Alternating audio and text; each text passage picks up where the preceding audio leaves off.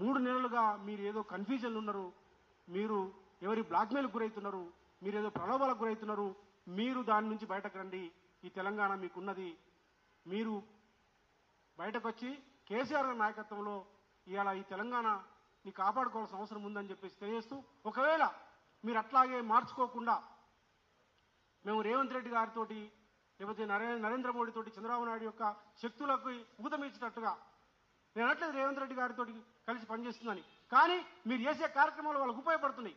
తద్వారా ఇలా BRS party దెబ్బతింటే ఉత్తరాది వచ్చి ఈ తెలంగాణ వ్యవహారం చేయాలన్నా ఇలా చూస్తున్నారు. ఏ రకంగా వ్యాపారస్తులు వచ్చి ఈ తెలంగాణ ప్రాంతంలో చేస్తున్నారు.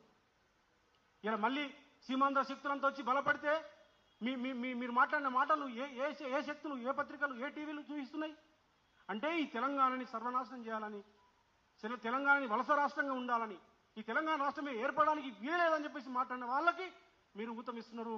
కాబట్టి మీరు దాని నుంచి బయటపడాలి. లేకపోతే మరి భవిష్యత్తులో మాకు తెలంగాణ ఇంపార్టెంట్. ఈ తెలంగాణ ఇంపార్టెంట్ మాకు. కేసీఆర్ గారి నాయకత్వం ఇంపార్టెంట్ మాకు. కేటీఆర్ గారి నాయకత్వం ఇంపార్టెంట్ మాకు. హరీష్ అన్న లాంటి ఒక అద్భుతమైన నాయకుడు మాకు అవసరం.